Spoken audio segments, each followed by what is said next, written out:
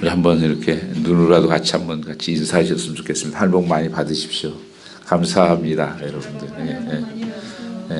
하늘 은혜가 넘치기를 축복합니다. 오늘 하나님 말씀은 절망은 소망의 시작이라는 말씀으로 은혜를 나누고자 합니다. 영국에서 미국에 청교도로 도착한 젊은이가 있었습니다. 이름이 잔이라는 사람입니다. 이 사람은 1637년 미국의 신대륙을 꿈을 안고 이 땅에 도착을 했습니다. 그래서 마음껏 하나님을 예배하고 싶다고, 그리고 또 와서 자기 신학도 좀 공부하고 법률도 공부하고 과학도 공부해서 여기에 꼭 필요한 인물이 되겠다고 그렇게 다짐하면서 꿈을 품고 왔었지만 그 다음에 폐결핵에 걸립니다. 그때 당시에는 폐결핵은 치료할 수 있는 약이 없고 거의 죽는 거였습니다. 그래서 이분들도 이제 소망이 없다는 것을 알고 자기가 어떻게 해야 되나, 뭘 남기고 갈 수 있을까 보니까 가진 것은 없고 책이 한 300권 있었습니다. 그래서 줄 수 있는 것은 이거밖에 없구나. 내가 이 책을 통해서 그런 꿈을 꾸었는데 그러면 후학들에게 이런 꿈을 넘겨드렸으면 좋겠다. 그렇게 해서 보니까 옆에 뉴타운 컬리지가 있었습니다. 그래서 그 학교에 찾아가서 편지 한 통과 함께 그 학교에다 그것을 기증하게 됩니다. 그 기도문 같은 유언서 같은 편지에 이런 내용이 기록되어 있었습니다. 나는 좀 더 이 땅에 꿈을 안고 나는 찾아왔습니다. 나는 좀 더 신학을 공부하고 싶었고 좀 더 법률도 공부하고 싶었고 과학도 공부하여 이 나라에 꼭 필요한 사람이 되고 싶었습니다. 훌륭한 신학자, 훌륭한 법률가, 훌륭한 과학자, 나는 꿈이었지만 그러나 주께서 나를 부르시는 것 같습니다.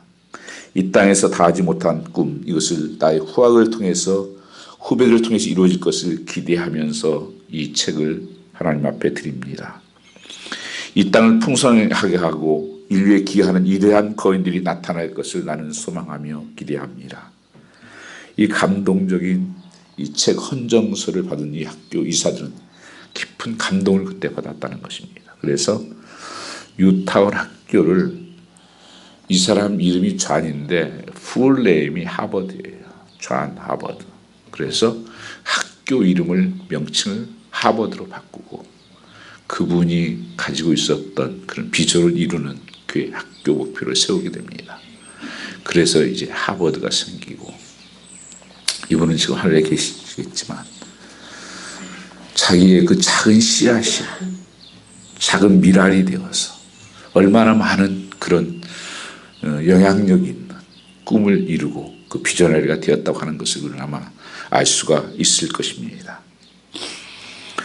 이 시대가 어두울수록, 이 시대가 고통스러울수록 이런 꿈을 가진 사람이 정말 필요하다고 하는 것입니다.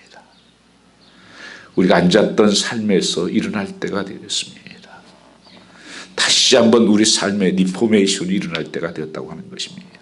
그래서 이런 계기를 통해서 다시 한번 우리의 신앙이 회복되고 또 교회들이 회복되고 이 나라들이 다시 한번 하나님 주신 꿈, 그 하나님의 꿈을 일어설 수 있는 저는 계기로 바꾸는 역사가 일어날 수 있기를 축복하는 것입니다. 성경에 예수님께서 12제자를 부르셨습니다. 보면 한결같이 세상적인 기준에 보면 참 못난 사람들입니다. 그때 가장 천한 어부 출신, 사람 인정하지 않는 세리 출신, 전부 다 이렇게 초라한 어떤, 인간적으로 보면 그런 자들을 향해서 주님께서 하나님의 비전을 보여주면서 겨자씨 비유를 배우라고 말씀하셨습니다. 겨자씨는 가장 작은 씨입니다. 이 겨자씨는 보면 이 눈으로 봐도 잘 안 보일 정도예요. 그런데 이걸 심으면 놀라운 역사가 일어납니다. 처음에는 나물같이 조그맣게 나오고 잎사귀가 나오고 나무가 자라면 3m까지 자랍니다. 그래서 그게 새들이 거느리고 또 사람들이 그늘을 만들어주고, 그리고 그 통해서 많은 사람들이 힘과 그 영향력을 주었던 것처럼 주님의 제자들을 향해서 이런 꿈을 가지라고, 이런 하나님의 나라의 꿈, 킹덤 꿈, 이것을 가지라고 말씀하고 있는 것입니다. 오늘 우리를 부르심도 보면 참 세상적인 보면 연약한 모습이 많습니다. 그럼에도 불구하고 주님은 너희만이 세상의 빛이고 너희만이 세상의 소금이라 이렇게 말씀하십니다. 어두운 곳에 비칠 수 있는 비전을 갖고 썩어지는 것에 썩지 않고 하나님의 나라의 꿈, 이 나라를 이뤄가라고 부르셨다고 하는 것입니다. 그래서 주님께서 주기도문에 그러시죠. 하나님의 나라가 임하시옵소서. 하나님이 통치하는 나라, 하나님이 통치하는 삶, 그 다스림 있는 삶을 만들어가는 이 킹덤의 비전을 우리가 가지라는 것입니다. 오늘 이 시대가 그러나 소망을 다 잊어버렸죠. 미래가 불확실한 시대가 되었고 길이 보이지 않는 시대입니다. 그래서 여러 시행착오들이 좀 너무 많이 하고 있습니다.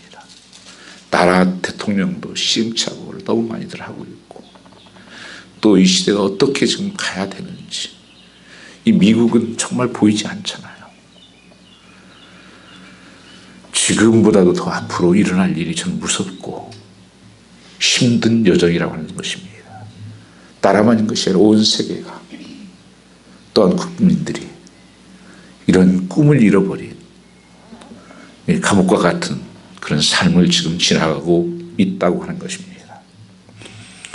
제가 이 말씀을 이렇게 묵상하면서 우리 2001년이죠.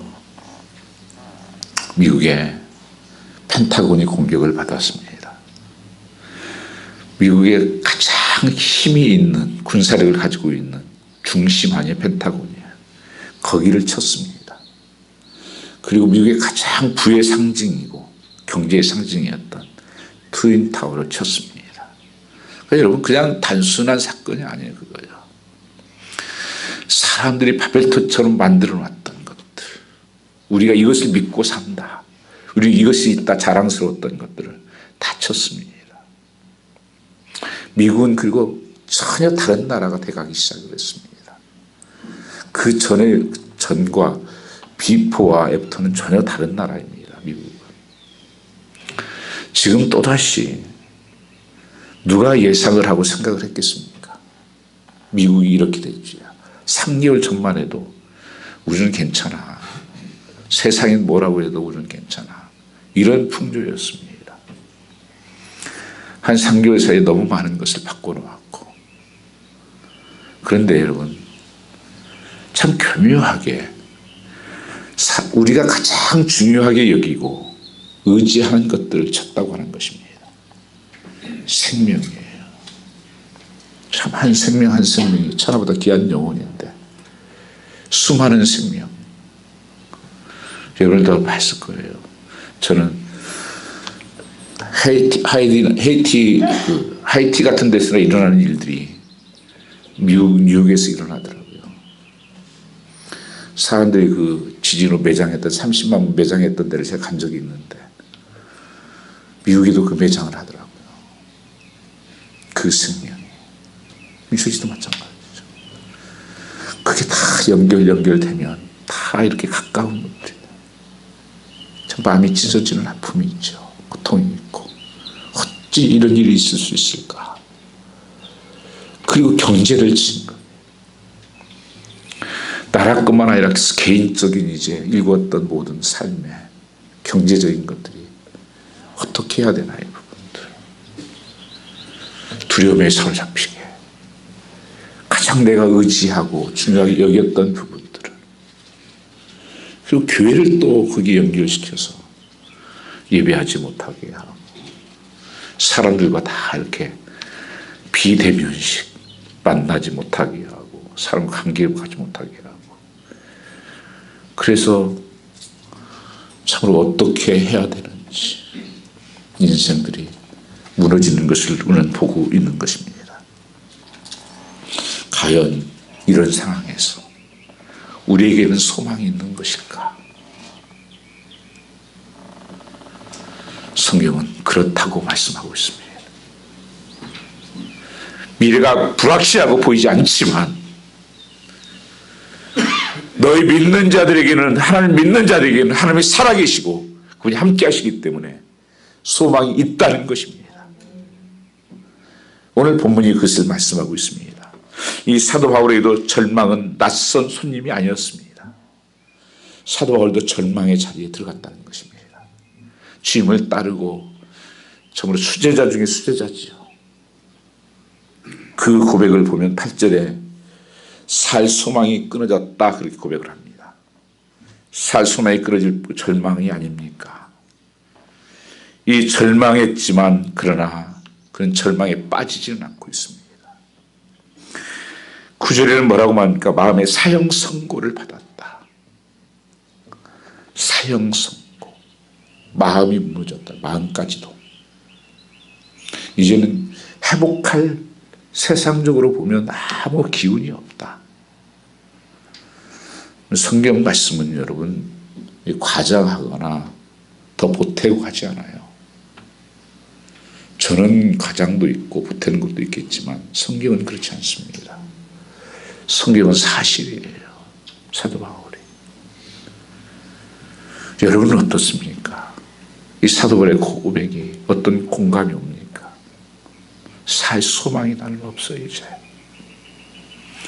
마음은 사형 선고를 받은 것처럼 이제 사형 선고를 기다리고 있는 거야. 죽어가고 있다는 것입니다. 이런 상황 속에 사도 바울은 절망했지만 무너지지는 아니했다고 고백하면서 그것이 오히려 절망의 소망이 시작이 되었다고 말씀하고 있다고 하는 것입니다. 여러분, 나에게도 이런 눈이 열리기를 주입으로 축원합니다. 세상의 눈으로 보면 아무것도 보이지 않는다. 어떻게 걸어가야 할지를 한 발자국도 알 수 없는 우리 모습이지만 사도 바울은 오늘 우리의 절망이, 소망이 시작하기 위해서 무엇이 필요한가를 말씀하고 있습니다. 고난보다 더 큰 하나님의 손길을 바라보라고 하는 것입니다. 이 고난이 닥치고 이런 환난이 오고 흉년이 들면 우리 하나님 앞에 나가서 기도해야 될 줄 알면서도 기도가 안 될 때가 많이 있어요. 목사도 그래요. 어떤 때는 눈물만 나오고 말이 안 나와요. 어떻게 해야 되나 이거. 사도 바울은 이 특별히 오늘 본문에서는 이루란 말이 많이 나옵니다. 그리고 고난이란 말이 많이 나와요. 이 이루란 말이 1장에 있으면 10번 나와요. 이 고난이라고 하는 분이 9번 나옵니다. 고난이 9번이라도 이루가 10번이에요. 누구의 이루? 하나님의 이루가. 그래서 이길 수 있다고 말씀하고 있는 것입니다. 이 성경에서 말하고 있는 이루는 심퍼티가 아니에요. 동정심이 아니에요. 여기서 쓰여진 본래 원어는 comfort라는 단어를 썼어요. comfort. 하나님이 너희 아픔과 고통을 모든 것을 함께 하고 있다. 우리를 붙들고 계시다. 그런 뜻이에요. 우리 혼자 그렇게 당하러 놓아둔 것이 아니고 그냥 불쌍히 여기는 정도가 아니에요. 함께 한다는 거예요. 거기에 비슷한 단어가 성경에서 compassion입니다. 그게 똑같아요. confession. 그것은 하나님이 함께 그 아픔과 고통을 나누고 함께 있다는 뜻입니다. 이 사도 바울은 이것을 고백하는 거예요. 아무리 고난이 크고 환난이 있다고 할지라도 하나님의 위로가 훨씬 더 크기 때문에 더 많기 때문에 넉넉히 이길 수 있다고 그런 소망이 있다고 산 소망이라고 말씀하는 거예요. 리빙 호프예요. 그냥 소망이 아니라 살아있는 소망이 내게 있다고 하는 것입니다. 이 사도 바울은 몇 가지 위로를 맛보았다고 그런 고백하면서 이렇게 말씀하고 있습니다. 첫째는 고난을 견뎌낼 수 있는 힘을 맛보았다는 것입니다.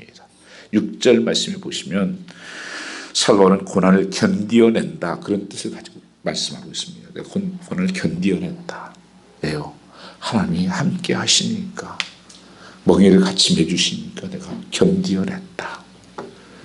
여러분, 이 고난은 하나님이 함께 하시면 견디고 이길 수 있다고 하는 것을 우리에게 말씀하고 있다는 것입니다. 그뿐 아니라 10절 말씀을 보면 이 고난은 어떻게 말씀하고 있습니까? 견뎌냈을 뿐 아니라 고난을 벗어나게 해 주셨다고 10절에 고백하고 있습니다. 건져 주셨다. 이게 사도 바울의 이루의 승리라는 거예요. 나는 죽는 줄 알았는데 하나님께서 나를 찾아오셔서 이루하시고 감당할 수 있도록. 그래서 고린도전서 10장 13절 말씀 보시면 하나님께 시험을 감당치 못할 시험을 허락지 아니하시고 시험 당할 쯤에 또한 피할 길을 내셔서 이기게 하신다. 이렇게 말씀했습니다. 그러니까 우리가 지금 당한 고난들은 정말 절망스럽지만 당할 수 없는 것을 하나님 주신 것이 아니라 당할 수 있는 그런 믿음을 주시든지 아니면 너희가 참 감당하지 못할 것 같으면 하나님께서 감당할 수 있는 능력으로 인도하시겠다고 말씀하는 거예요. 여러분, 아이들에게 하나님 우리 아버지시잖아요. 우리 저기 예지 예슬이도 앉아서 있는데 우리 예지 어머니가 우리 야 너 가서 좀 무거운 거 들 수도 생각지도 못하는 거 야 들어서 저거 좀 저쪽으로 옮겨놔 이거 들고 가지고 와 이렇게 하시나요? 만일 그렇게 했을 경우에는 그거 어떻게 하는가 내가 좀 도와달라고 하나 뭐 이런 걸 이렇게 테스트를 할 수 있겠지만 실질적으로는 그렇게 안 하죠. 그의 상황을 너무 잘 아는데요. 그래서 하나님 감당할 만한 힘을 주신다는 게 그런 뜻이에요. 하나님 우리 아버지시라니까요. 그리고 여러분 우리 가정이 가족 같은 공동체듯이 우리 가족 같은 교회 공동체예요. 하나님은 아버지시다. 가장 좋은 것을 내게 주신 하나님이다. 그래서 다윗이 이것을 고백하고 있는 것입니다. 하나님 믿지 않는 사람들이라는 사실을 확신을 가질 수가 절대 없습니다. 그래서 여러분 분명히 두 가지로 나눠져요. 여러분요. 이 환난은 하나님을 정말 믿는 자와 안 믿는 자를 나눕니다. 믿음 있는 자와 없는 자를 나눠요. 그래서 믿음이 없는 사람들을 보면 하나님이 안 보이는 거예요. 내게 지금 현실, 상황, 형편만 보이니까 미래가 안 보입니다. 이 비전이 없으니까 절망하고 무너지는 거예요. 저는 지금 이 시대를 보면서 한 가지 또 염려는 이런 것들이 있습니다. 세상에 이런 일이 생기면 자살률이 굉장히 높아졌어요. 소망이 끊어지면 하다 안 되면 이제는 끝이다. 포기해버리는 사람이 있습니다. 이런 일은 절대 있어서는 안 되는 것입니다. 혹시 주의세라도 여러분들 그래서 그런 살펴셔야 돼요. 하나님 없이 사는 사람들은 아무 소망이 없기 때문에 여러분 교회 다닌다고 다 이런 믿음을 갖는 것이 아닙니다. 내가 교회에 있다고 해서 그런 믿음이 되는 게 아닙니다. 내가 집에 있으면서도 어떻게 살아가고 있는가 하는 것을 보면 알 수가 있습니다. 그저 쉬는 시간인가 보다 노는 시간인가 보다 생각해서 다른 것에 집중하고 있다면 위험한 것이에요. 제가 선교지를 이렇게 오랫동안 나가다니면서 부모님들이 아이들 가면 꼭 물어봐요. 목사님 그거 위험하지 않아요? 그거 어렵지 않아요? 그래서 제가 그런 얘기를 해요. 가장 어려운 데가 어딘 줄 아십니까? 위험한 데가 아이들이 방구석에서 들어누워서 인터넷이나 하고 뭐 영화나 게임이나 하고 죄짓게 만드는 것이 가장 위험한 것입니다. 하나님이 함께하는 것이 가장 안전한 것입니다. 왜냐하면 하나님의 영은 하나님의 영과 육을 죽이는 분이에요. 욕만 죽이는 것은 그렇게 중요한 게 아니기 때문에 그래요. 여러분, 우리가 사람은 죽으면 호상이라는 얘기를 쓰지. 호상. 저분 연세도 좀 많이 들었고 뭐 다 모든 마무리 이렇게 했으니까 죽으면 호상이다. 그래서 호상이 아니에요. 하나님 잘 믿고 갔으면 호상이에요. 나이 상관없어요. 나이가 어렸어도. 세상에서 보는 관점은 저 사람은 참 불행하다 아니에요. 정말 하나님이 내 마음 중심이셔서 구원받는 백성이었다면 호상인 거예요. 아이들에게도 내가 가장 위험한 것은 여러분 집에 있다고 안전한 것이 아니에요. 집에서 내가 무엇을 심고 있느냐는 거예요. 교회 있다고 해서 안전한 것이 아니에요. 참으로 하나님을 예배하고 하는 것, 동행하는 것입니다. 그리고 실제로 고난에서 벗어나지 못한 사람들, 환난으로 인하여 인생의 가정에 금이 간 사람들을 우리는 종종 본다고 하는 것입니다. 그래서 이 때가 지금 세계적으로 지금 이혼, 폭력이 늘어난다고 그러잖아요. 여러분 잘 들으셔야 돼요. 그게요. 실제예요. 여기요.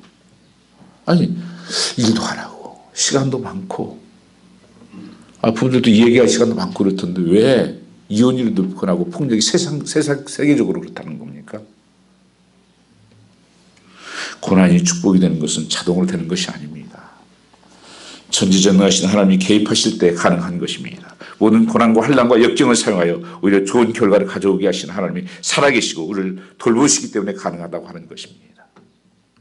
많은 사람들이 이 사실을 볼 때 내가 어떤 시각으로 보고 어떻게 내가 이것을 해석해야 되느냐는 것이 너무 중요한 것입니다. 하나님이 보이지 않으면 내 짧은 지식과 세상에 돌아가는 것과 이것이 거기에 딱 매여 있는 거예요. 일부 예배에 나오신 어떤 분이 아까 그랬어요. 자기 아들이 그 의사 일을 하시는가 봐요. 그 아들이 날마다 어디 가는 어디 병원에서 무슨 누가 죽고 뭐가 죽고 막 이렇게 해가지고 아주 겁을 그렇게 달고 준대요. 그러니까 거기 꽉 매여 있어가지고 나오지 못했다. 그 목사님 얼마나 교회 오고 싶었는지 몰라요. 지난 수요일 목요일인지 어떤 부부가 찾아와가지고 울면서 어떤 분들이 그래요. 목사님 정말 죄를 지어서 죄송합니다. 아니 왜요? 그러니까 하나님 앞에 나오고 싶어서 그렇게 했는데 예배드리도 영상을 이렇게 드리다가 새벽에 그냥 틀어놓고 잠자버리고 눈을 못 뜨고 막 이렇게 지내다 보니까 너무 지옥 같아가지고 힘들었다고. 그것도 어디 CCTV가 있어가지고 또 교회 간다고 나간다고 뭐라고 막 그런다고. 그러니까 여러 가지 하는 부분들에 대해서 이렇게 확 매여 있어가지고 하나님을 보지 못한다. 그러면 좌절해버려요. 믿음도 확 떨어집니다. 이제 하나님도 잘 안 찾아요, 여러분요. 왜 그런지 아세요? 마음이 굳어지기 시작하는 거예요. 뭐든지 굳어지면 하나님이 역사하지 못합니다. 굳어지면 하나님이 쓸 수가 없어요. 심령이 굳어지면. 아이들 차를 가지고 이렇게 뭐 놀고 만들고 하잖아요. 부드러울 때는요, 이렇게 이기가 다시 만들고 또 뭐 쪼개서 다시 한번 이렇게 이기가 다시 만들고 해요. 근데 며칠 놓아서 보세요. 굳어져 버린다면은요, 움직이지가 않아요. 아무 쓸모가 없어 버려야 돼요, 그냥. 신앙 영적이 똑같아요. 히브리서의 말씀은 그렇게 얘기해요. 우리 마음이 강팍해져. 굳어져요. 그래서 민감성도 떨어지고 하나님 말씀에도 말씀이 안 들려요. 자기 생각만 해요. 자기 기준, 자기 보여지는 것. 근데 여러분 믿음의 사람들도 무너진다니까. 엘리야가 그랬어요. 엘리야가 그 850년 싸우고 비가 오지 않겠다고 비가 오지 않는 그 엘리야도 형편 상황만 바라보니까 하나님 나 죽여주십시오. 살고 싶지 않습니다. 너무 힘듭니다. 나 혼자만 남았습니다. 3일 동안 가서 형편 보고 들어가 버렸다니까. 숨어버렸어요. 노덴 나만에 가서 하나님 나 죽여주세요. 근데 하나님이 그 그때 찾아오셨어요.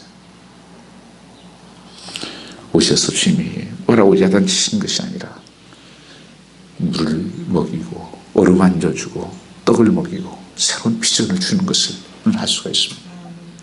여러분, 오늘 그런 시간이 되기를 주님을 축원합니다. 하나님이 나를 만져주시는, 그리고 물을 먹이시고 잠을 자게 하시고, 힘들지, 힘들었지, 다시 일어나라. 그게 위로예요. 오늘 하나님께서 다 사도 바울을 위로하셨다고 말씀하시잖아요. 그리고 하나님은 3절에 뭐라고 말씀하세요? 그는 우리 주 예수 그리스도의 하나님이시요 자비의 아버지시요 모든 위로의 하나님이시다. 하나님 모시하신 하나님이시고 자비의 하나님이시고 위로의 하나님이시다. 오늘 또 하나님께서는 우리를 야단만 치는 것이 아니에요. 여기 그래도 찾아나온 심령들을 하나님 위로하시는 겁니다. 잘했어. 이제 다시 회복해라. 다시 한번 이제 새로운 꿈과 믿음을 가지고 도전해라. 사명을 주었던 것처럼 오늘 또 하나님께서 이사야 40장에 그런 말씀하시죠. 내 백성을 위로하라. 내 백성을 위로하라. 우리 서로가 위로하는 백성이 되어야 돼. 오늘 말씀에도 보면 그 6절에도 너희도 서로가 위로하는 자가 되라고 말씀하고 있습니다. 너희 속 역사에 우리가 받는 고난을 너희도 견디게 하느니라. 이 위로가 견디게 하는 거야. 너 할 수 있어. 감당해낼 수 있어. 내가 함께 할게. 그래서 여러분, 자녀들에게도 우리 이웃들에게도 우리 가족들에게도 여러분들이 이 용기를 주고 위로를 주고 힘을 주는 것이 성도의 귀한 사명입니다. 주신 은사를 따라서 어떤 사람은 기도로 함께 참여해 주고, 어떤 사람은 말을 잘 위로가 은사를 된 사람은 위로로, 어떤 사람은 또 도울 수 있는 손길로, 여러 가지 주신 은사를 통해서 서로가 위로하고 서로가 이 같은 공동체라는 사실을 기억하셔야 됩니다. 바울이 베드로가 고난과 역경 가운데서 주의 축복을 기대하면서 기뻐하는 자가 되라고 말씀하고 있는 것은 고난보다 더 큰 하나님의 위로를 구하면 승리할 수 있기 때문이라는 것입니다. 고난의 상황 가운데 하나님께 함께해 주십시오. 1장 4절 말씀 보면 우리의 모든 환난 중에서 우리를 위로하사 우리로 하여금 하나님께서 받는 위로로서 모든 환난 중에 있는 자들을 능히 위로하게 하시는 이시로다. 환난 중에 있는 모든 사람들을 하나님 이렇게 하시는 분이에요. 여러분, 그 하나님이 오늘 내 곁에 이곳에 함께 하시면서 말씀하고 계신 하나님입니다. 하나님의 마지막 이거는 말씀이에요. 엘리야를 위로할 때 하나님께서 시게 하시고 만져주신 다음에 하나님의 세미한 음성을 들려주십니다. 페네치레인 보이스. 큰 바위 속에서 음성이 있지 않았어요. 세미하게 하나님께서 내게 들려오시는 그 음성. 새로운 비전, 새로운 꿈. 여러분, 말씀을 읽어가시면서 때는 손을 짚어가면서 읽어가시면서 하나님께서 거기서 말씀하신 음성을 들으시길 원합니다. 거기에 새로운 비전이 생겨요. 여러분, 많은 발명가들부터 시작해서 많은 새로운 삶을 시작했던, 새로운 계획을 세웠고 꿈을 이뤘던 사람들 보면요, 다 말씀에서 발견됐어요. 말씀 읽다가 내 안에 강한 도전이 오고, 말씀이 오다가 눈이 번쩍 뜨여지는 하나님 생명의 말씀이 내게 들어오고, 그래서 내가 어떻게 살아야 되는지, 내가 어떻게 걸어가야 되는지를 말씀 안에 찾은 것입니다. 그 엘리야도 그 말씀을 받고 뛰기 시작하는 거예요. 호렙산으로. 죽겠다고 들어놓던 그 엘리야가 서로 뛰기 시작하는 것입니다. 고난은 결코 우리를 약하게 만들지 않습니다. 그 가운데 하나님이 함께 하시면 얼마나 큰 일을 감당할 수 있는가를 알게 하는 것입니다. 1장 11절 말씀 보면 너희도 우리를 위하여 간구함으로 도우라. 이런 우리가 많은 사람의 기도로 얻은 은사를 위하여 많은 사람도 우리를 위하여 감사하게 하느니라. 욥기 23장 10절 말씀에는 나의 가는 길을 그가 아시나니 그가 단련하신 후에는 내가 정금같이 나오리라. 연단받지 않고 어찌 정금같이 나오겠는가. 하나님의 놀라운 이 쓰는 툴이 뭐냐면 고난입니다. 역경이에요. 이걸 통해서 하나님 주신 거예요. 연단해서 정금과 같은 믿음으로, 그리고 하나님 마음껏 쓸 수 있는 그릇으로, 그래서 내 삶을 가지치게 하고 내 삶을 내려놓게 만들고 내가 믿었던 것들, 의지했던 것들, 이것들을 무너뜨리게 된다고 하는 것입니다. 여러분이 정말 믿고 살았던 것이 뭡니까? 성공입니까? 아니면 물질입니까? 무엇이 여러분을 행복하게 할 것이라고, 그리고 내게 주신 사명이 무엇이라고 생각하십니까? 우리는 오래 사는 것이 중요한 게 아니에요. 주님의 뜻을 이루어드리는 삶이 중요한 것입니다. 하나님의 뜻을 이루어가게 해달라고. 지금 생명들이 다 무너지는 거 보면서 나도 그렇게 되겠구나. 나폴레옹은 젊은 나이에 30세 때에도 매일 자기 그 시중드는 부하에게 죽음을 기억하게 하라. 늘 매일 이렇게 물었다는 거예요. 죽음을 기억하게 하라. 삶이 달라지죠. 내가 오늘이 마지막이라면, 내가 오늘이 끝이라면 내가 어떻게 살아야 돼?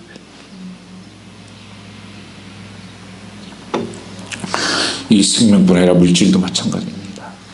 창세기 41장 57절 말씀을 보면 각국 백성도 양식을 사려고 애굽으로 들어오매 요셉에게 이르렀으니 기근이 온 세상에 심하였더라. 역사에 보면 기근이 심했을 때도 있었고 전쟁이 일어나기도 했었고 또 이런 연병이 돌 때도 있었고, 그러나 한결같이 교회와 성도들이 한 것은 뭔 줄 아세요? 기도했어요. 하나님 그것이 떠나가기를 위해서, 이길 수 있도록 위해서. 나라에서도 이 길을 당하면 온 성도에게 영국이나 미국은 공포를 하고 대통령이 모든 것을 금식합시다, 모든 일을 접고, 그래서 이기들을 이기고 넘어가고 다 했던 거예요. 오늘 우리도 정말 하나님 이런 가운데서 어떻게 할까요? 하나님 기도하라. 아무것도 염려하지 말고 모든 일에 기도와 간구로 너희 구할 것을 감사함으로 하나님께 하리라. 그래야 평강히 하나님께서 너희 마음과 생각을 지키시리라. 무엇이 여러분 생각을 지킵니까? 문제가 해결되는 아니에요. 지금 천국을 누리셔야 돼요. 그 하나님을 바라보면 소망이 되는 거예요. 이 말씀을 드리면서도 현실적으로 정말 너무 아파하는 분들 생각하면 마음이 무너집니다. 나는 당해보지 않았는데. 목사님 모르죠. 그럴 것 같네요. 당한 현실은 더 참담한 것입니다. 오늘 요셉 때 보면 거기에 온 세상에 기근이 심하였다. 나라들마다 다 온 세상에 먹을 게 없는 거예요. 먹을 곳이 있는 것은 애국밖에 없어요. 이 불경기에 처했을 때 하나님의 백성들이 초점을 맞춰야 할 것이 무엇인지를 보게 합니다. 한 지역 문제가 아닌 전 세계적인 위기였습니다.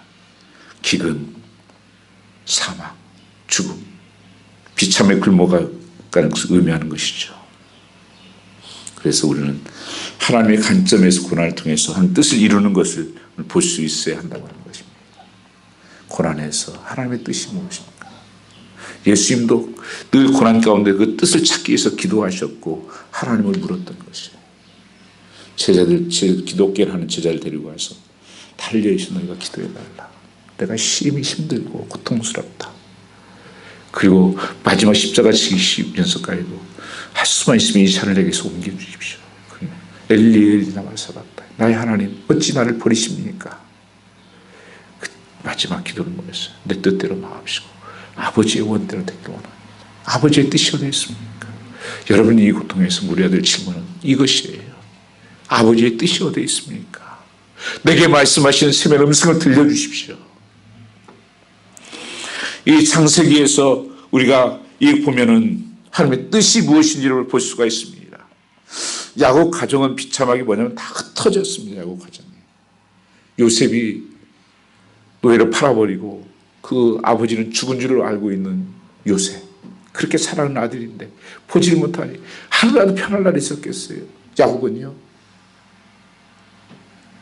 가장 사랑하는 아내에서 난 이 요셉을 잊어버리고 그 아들들은 야곱을 속이고 언제 이 문제가 풀어질까? 풀어질 수 있는 기대가 있을까? 흩어지는 가정이 만날 수 있을까? 꿈에도 생각 못했을 겁니다. 흉년이 왔어요. 온 땅에 흉년이 왔어요. 창세기 42장 1절 2절 말씀에 보시면 그때 야곱이 애굽에 곡식이 있음을 보고 아들들에게 이르되 너희는 어찌하여 서로 바라만 보고 있느냐. 야곱이 또 이르되 내가 들은즉 저 애굽에 곡식이 있다 하니 너희는 그리로 가서 거기서 우리를 위하여 사오라. 그러면 우리가 살고 죽지 아니하리라며. 흉년이 드니까 먹을 게 그냥 죽게 되겠으니까 어떻게 해요? 소문 듣자 하니까 애굽에만 곡식이 있답니다. 그 애굽도 그냥 있은 게 아니에요. 요셉이 정말 지혜롭고 그 청명한 총리가 그때를 준비한 거예요. 예비한 거예요. 그 땅에만 있다는 거예요. 그러니까 너희 빨리 가서 좀 사와야 된다. 곡식을 사러 가라. 그래서 터덜터덜 10명의 그 아들들이 곡식을 사러 애굽으로 오는 거예요. 요셉이 딱 맞닥뜨린 거예요. 꿈에도 생각 못하죠. 요셉만 알아요. 말도 이제는 30세가 되고 17년이 지났으니까 말도 딱 다른 말 하죠. 애굽말 하죠. 뭐 이제 총리가 되겠죠. 전혀 못 알아봐요. 그때 요셉이 한 가지 물어보죠. 호구조사하듯이 딱 물어보니까 그들이 하나도 옛날같이 변하지 않은 거예요. 여러분 시간 간다고 변하는 거 아니에요. 시간 간다고 죄가 없어지는 게 아니에요. 감옥에 가둬버려요. 너 아직도 안 변했구나. 그때서 깨닫기 시작을 해요. 우리가 그때 잘못했어. 그 살려달라고 그렇게 애거받은 요셉을 우리가 팔아버렸잖아. 그 일로 지금 고난을 당하고 있는 거야. 이 아픔을 당하고 있는 거야. 누가 설명을 합니까? 이 하나님의 놀라운 섭리를 아시겠습니까? 내 상황 속에서 우리는 다른 사람 원망하고 그 모르면 겨루는 거예요. 그래서 싸우는 거예요. 그래서 갈라서고 힘들어하는 거예요. 이게 하나님 어디서 온 것입니까? 나중에 이 일을 통해서 야곱이 요셉을 만나잖아요. 그래서 하나님께서 그 작은 힘없는 그 야곱의 가족을 통해서 큰 민족을 이루는 거예요. 그 애굽에다 집어넣어 큰 나라에다 집어넣어 고센 땅에 집어넣어가지고 안전하게 보호를 하고 거기서 민족을 이루고 3만 명, 200만 명을 이룹니다. 그리고 형들을 만났을 때 형들이 두려워하는 거예요. 요셉을 파는 것 때문에. 요셉이 뭐라고 간주하십니까? 형들이요, 걱정하지 마소서. 형들이 파는 게 아닙니다. 하나님께서 우리 민족 살리고 우리 가족 살리기 위해서 이 땅에 날 먼저 보내신 것입니다. 이 놀라운 해석을 하는 거예요. 이게 하나님의 섭리가 할 뜻이에요. 하나님의 뜻을 보면 사는 거예요. 이 세상에 지금 보여지는 것에 눈이 어두워서 누가 말하는 것에 키가 커가지고 죽느니 사느니 뭐하니 정말 하나님께서 해야 될 것은 회개예요. 하나님의 뜻을 알게 해주십시오. 어떤 어려움을 당할 때마다 우리는 하나님께 엎드리는 겁니다. 하나님 여기서 무엇을 말씀하시려고 하십니까? 그 음성을 듣기를 원합니다. 세면 음성을 듣기를 원합니다. 말씀해 주십시오. 여러분, 우리의 삶의 모든 고난과 역경은 하나님의 뜻을 이루기 위한 도구이고 이것을 읽을 줄 알아야 되고 그래야 피한다고 되는 것이 아니라 하나님의 뜻을 분별하는 일이 중요하다고 하는 것입니다. 고난 통화를 통해서 하나님의 뜻이 이루어지게 해주십시오. 아버지 뜻이 이루어지길 원합니다. 나를 통해서 하나님의 영광이 드러나기 원합니다. 이 산들은요, 이 끝나면서 새로운 눈이 열리고 새로운 길이 열리고 소망이 보여지는 거예요. 하나님의 시각으로 불경기와 고난을 바라보자 결국 상황이 좋지 않던 우리가 원하시던 하나님의 뜻을 붙드는 것입니다. 세상이 다 막혀가 보이죠. 그러나 바울과 실라는 사방이 다 막혔어도 하늘문이 열려있는 것을 보았어요. 그래서 그 감옥 안에서 바울과 실라가 기도하잖아요. 찬송하고. 무슨 일이 생깁니까? 묶었던 것이 다 풀어져요. 옥문이 열려요. 그리고 간수들이 다 죽이려고 그래요. 자기들이 자살하려고 합니다. 사도 바울이 그러지 마시오. 왜요? 자기네들이 이제 들통 나가서 자기가 또 도망간 줄 알고 하면 자기들이 죽을 줄 알고 먼저 자살하는 거예요. 아니, 우리 안 도망갑니다. 걱정하지 마시오. 거기서 간수를 전도하고 거기에서 교회가 세워지는 거예요. 그 복음을 전해서 그 고난 가운데서 감옥 같은 데서 논일 제가 한 읽었던 책 중에 기억은 잘 안 나는데 군인 부대여가지고 아리조나에서 이렇게 군대 생활을 하는데 그 부인이 혼자 남아있는 거예요. 그래서 그 군 부대 이제 벗어난 마을인데 아무것도 없는 그런 집에서 주위가 전부 다 뭐만 있냐면 선인장관이에요. 선인장관. 그 남편은 늘 군대 이제 거기 부대로 가고 자기 혼자 남아서 아무것도 할 게 없는 거예요. 보여지는 것은 창문만 열면 선인장. 나는 못 살아. 그래서 내가 여기서 어떻게 살아? 한 발자국 나갈 수 없는 창문만 열기만 하면 선인장밖에 없는 이 땅에서 그분이 기도하다가 깨달아요. 선인장? 선인장이 뭐지? 그것을 알아보기 시작해가지고 선인장이라는 책을 써요. 유명한 책이 됩니다. 선인장 연구를 해가지고 거기에 빛이 있어서 여러분 고난이라는 것 통해서 빛이 비춰지는 거예요. 내 삶 속에서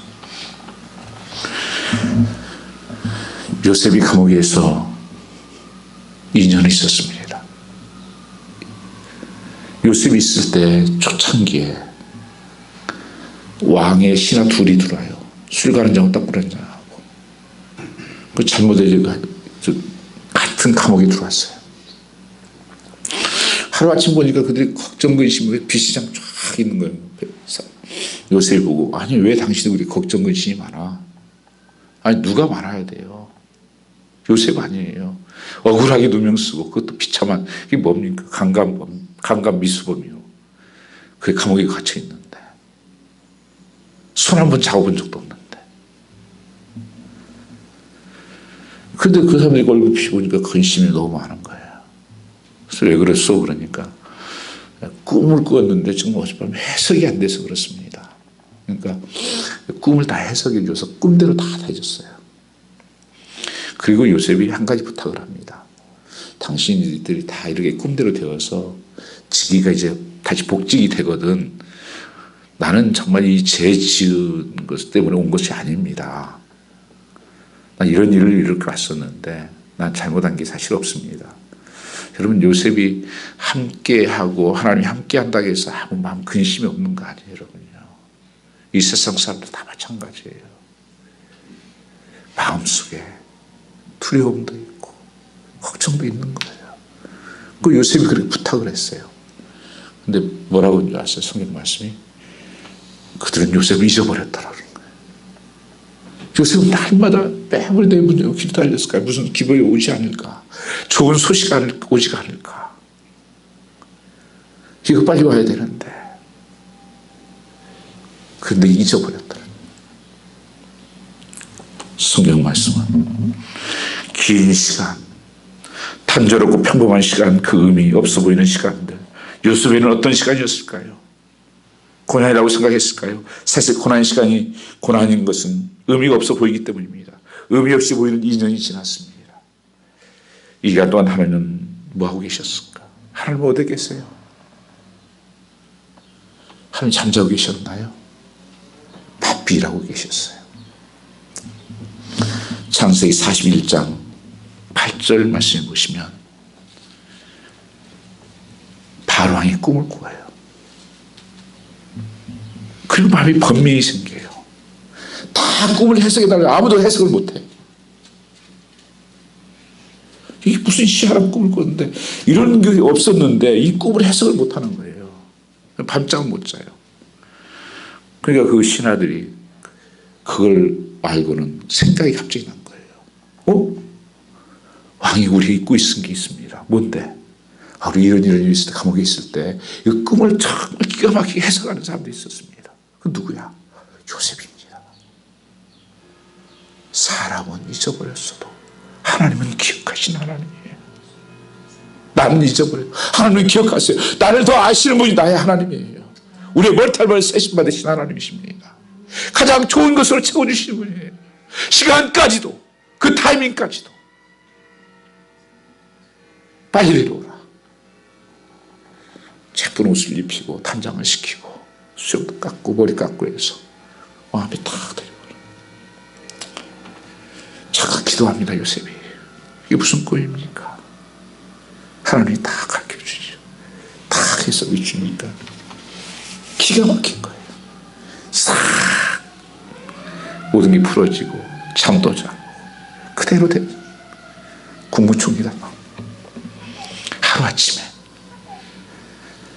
국무총리가 돼버려요. 누가 꿈을 꾸어야 국무총리가 됩니까? 바로가 꿈을 꾸어야.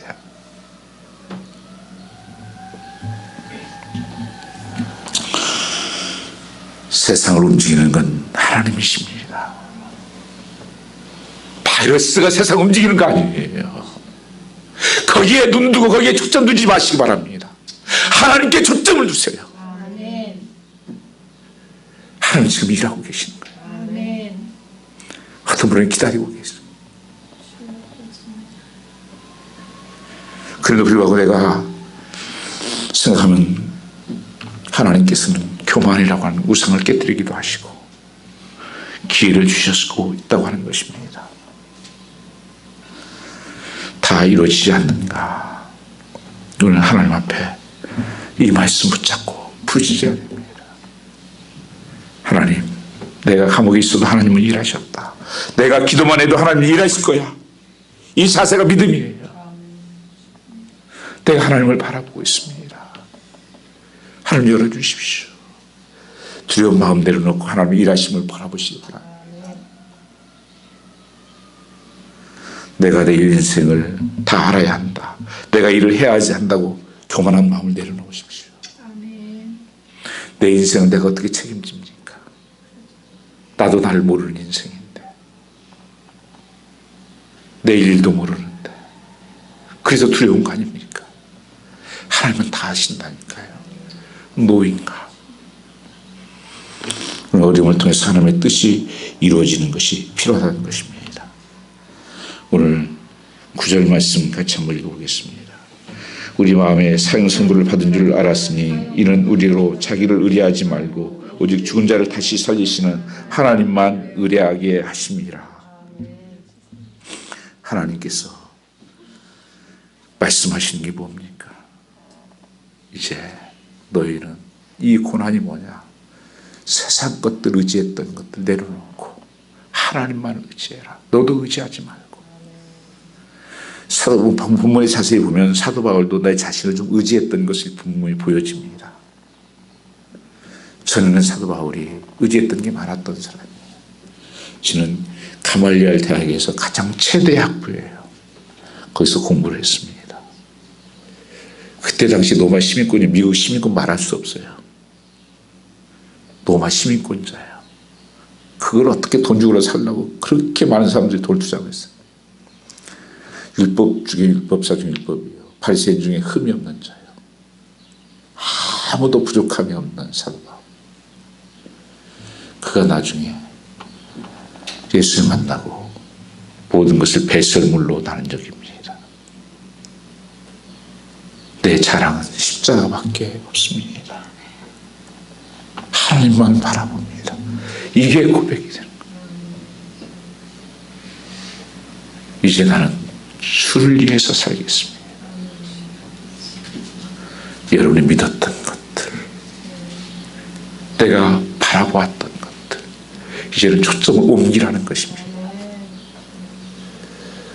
어떤 하나님은요, 다시 살리시는 하나님을, 죽은 자도 살리시는 하나님을 믿으라는 것입니다. 그 하나님이 나의 하나님이십니다.